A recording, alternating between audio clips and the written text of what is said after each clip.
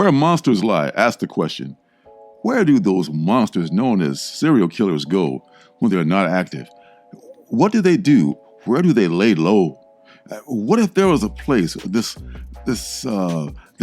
timeshare, this gated community, if you will, this place where they went when they weren't actively killing people?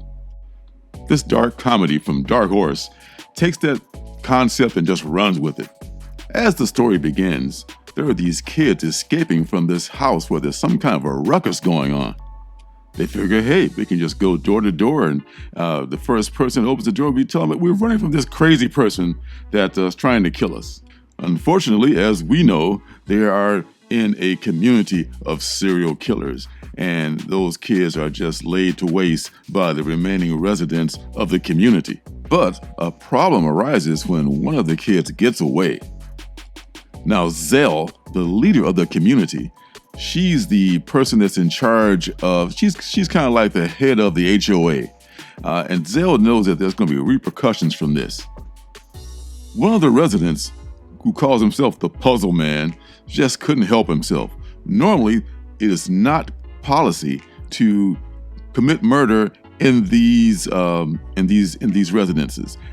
This is a place that's meant for rest and relaxation, and not meant for, as Zell puts it, shitting where you eat. So Zell calls a mandatory community meeting the next day, and in that meeting, Puzzle Man is less than honest about how many youngsters he had over, and he does not let on that he knows that one of them got away, but he keeps that a secret. That means that it's going to be just a matter of time before the authorities come a-calling on this community to find out just what the hell happened.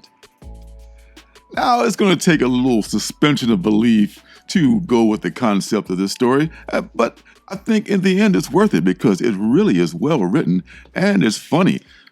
There's Zell, the old lady, the head of the community, like this twisted old grandma murderer.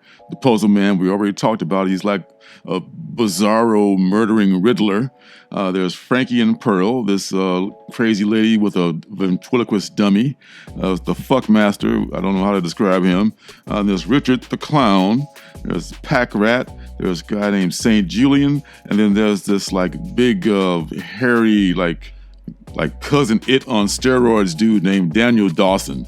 And then there's some other cat that's coming in to lease one of the timeshares, but he came in early, and his name is Grandpa Murder, and he's one of several hillbilly cannibals.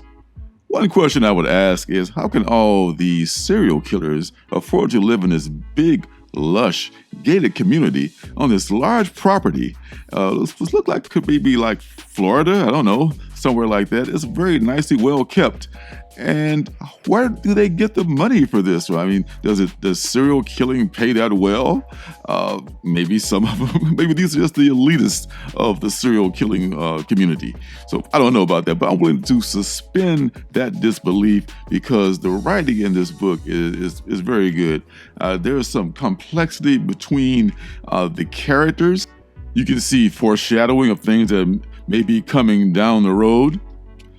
And even though these types are taken from certain serial killer types, they're not written as cliches.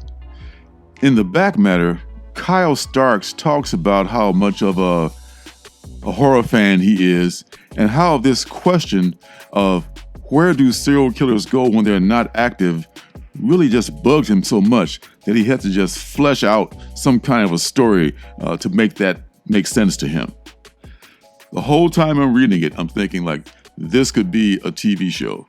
This could definitely be something on Netflix. It's got the humor, it's got the pacing, it's got the complexity of characters. It really does have a lot going for it.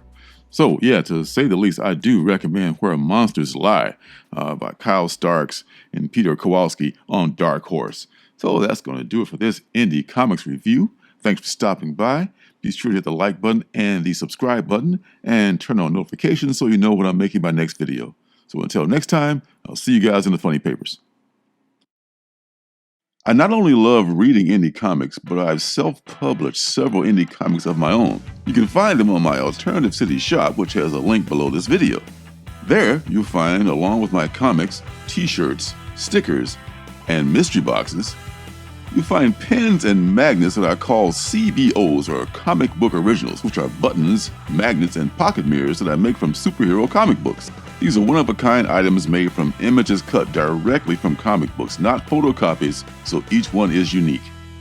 Hey, don't forget to subscribe and leave a thumbs up.